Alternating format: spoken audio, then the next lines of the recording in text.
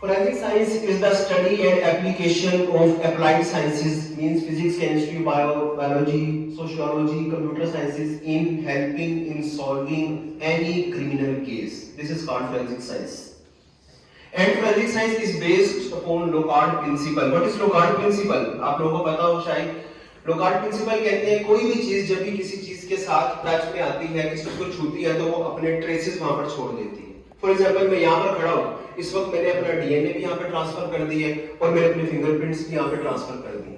कोई भी forensic expert अगर आएगा तो वो इसी जगह से मेरे फिंगरप्रिंट्स भी उठा सकते हैं और कोर्ट ऑफ लॉ में पेश कर सकते हैं, और मेरा डीएनए भी इसी रोस्ट्रम के ऊपर से उठाकर कोर्ट ऑफ लॉ में पेश कर सकते हैं. ये कहलाता है Locard principle. What is Locard principle? It is based on Locard exchange principle. Every contact leaves traces. जब भी कोई किसी के साथ कांटेक्ट में होगा तो वो अपने ट्रेसेस वहां पर छोड़ देगा. मैं थोड़ी देर पहले मैं इस चेयर पे बैठा हुआ था, इस सोफे पे बैठा हुआ था, तो मेरे जो ट्राउजर्स के फाइबर्स हैं वो वहां पर ड्रॉप हो गए, and that is an evidence कि मैं वहां पर बैठा था.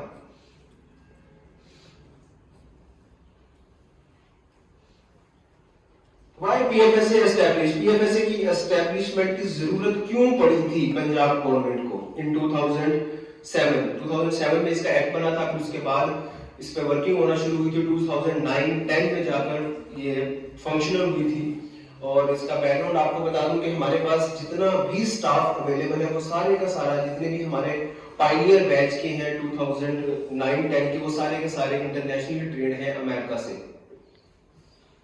और फिर हमारी ट्रेनिंग उनसे भी है और बाहर से भी टीम्स आती हैं जो ट्रेनिंग सेशन, जिस तरह आप लोगों का ये ट्रेनिंग सेशन है, इस तरह हमारे भी ट्रेनिंग सेशन चलते रहते हैं डेली बेसिस के ऊपर.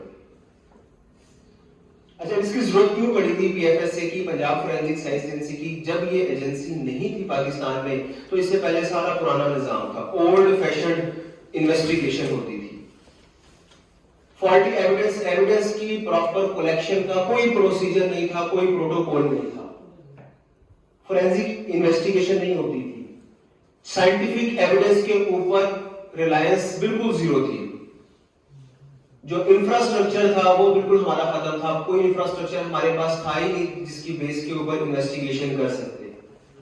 एक्सपर्ट्स हमारे पास अवेलेबल नहीं थे. हमारे पास डाटा बैंक नहीं था. It is very important. Data bank की बेस के ऊपर आज मल्टीपल केसेस सॉल्व हो रहे हैं, जो मैं आगे डिस्कस भी करूंगा कि कैसे डाटा बैंक की बेस के ऊपर हम लोग क्राइम्स को सॉल्व कर रहे हैं और सस्पेक्ट को अरेस्ट कर रहे हैं.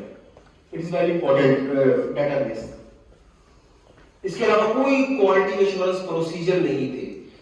Because of all these requirements Punjab government ने ये जरूरी समझा कि ऐसी एक लैब होनी चाहिए पाकिस्तान के अंदर जो जस्टिस प्रोवाइड करे हमारी आवाम को. पंजाब फोरेंसिक साइंस एजेंसी, जैसे अभी सर ने भी डिस्कस किया है, ये हमारी लैब पूरी दुनिया में दूसरे नंबर पर है, इंटरनेशनली रिकॉग्नाइज. पहले नंबर पर है federal bureau of investigation in America, और हमारे जितने भी साइंटिस्ट हैं सीनियर, उन सब की ट्रेनिंग एफबीआई से है, फेडरल ब्यूरो ऑफ इन्वेस्टिगेशन. और जो हमारे डायरेक्टर जनरल थे उनकी डेथ हो गई है, वो भी अमेरिका से थे, वो भी एफबीआई से ही आए थे. उन्होंने यहाँ इदारा कायम किया था. और जो हमारे जितना साइंटिफिक स्टाफ था वो सारे के सारे 1 साल की ट्रेनिंग लेकर यहाँ पर आए थे. और हमारे पास जितने इक्विपमेंट्स हैं, जितनी मशीनरीज हैं, जो चीजें हम लोग इस्तेमाल करते हैं क्राइम सीन की इन्वेस्टिगेशन में, वो सारे का सारा लोकल नहीं है, सारे का सारा बाहर से अमेरिका से आया हुआ. सारी की सारी हमारी रिपोर्ट्स इंटरनेशनली मानी जाती हैं, पूरी दुनिया में मानी जाती है कि ये पीएफएसए की रिपोर्ट है. इतनी मानी जाती है इवन कि हमारी रिपोर्ट्स मल्टीपल केसेस में रेफरी का काम भी करती है. अब रेफरी का काम कैसे करती है? पिछले कुछ अर्सा पहले ही कोई केस था मर्डर का, तो उसकी इन्वेस्टिगेशन अमेरिका में चल रही थी. तो अमेरिका की 2 लैब्स के अंदर उसकी रिपोर्ट्स गई, एक फेडरल ब्यूरो ऑफ इन्वेस्टिगेशन में और एक दूसरी अमेरिका की फोरेंसिक लैब थी. अब जो दोनों की रिपोर्ट्स आई वो दोनों की रिपोर्ट्स बिल्कुल डिफरेंट थी. एक ने कुछ और रिपोर्ट जनरेट की, दूसरे ने कुछ और रिपोर्ट जनरेट की. अब ये सारे एविडेंस हमारे पास आए थे पीएफएसए.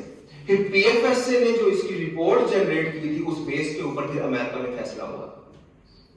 तो पीएफएसए की इतनी ज्यादा हमारे पास इंटरनेशनली बाहर से सैंपल आते हैं, अमेरिका से आते हैं, इसके अलावा ऑस्ट्रेलिया से आते हैं। ये मेरे प्लेट को सपोज कोई क्रिमिनल एक्टिविटी हुई है, प्लेट को हैंडल किया, तो मैंने प्लेट को पकड़ लिया, मेरे प्लेट को अब इसके ऊपर से मेरे फिंगरप्रिंट आ रहा है, फिंगरप्रिंट डेवलप होगा, उसको हम लोग प्रोसेस करेंगे और प्रोसेस करने के बाद ना वो फिंगरप्रिंट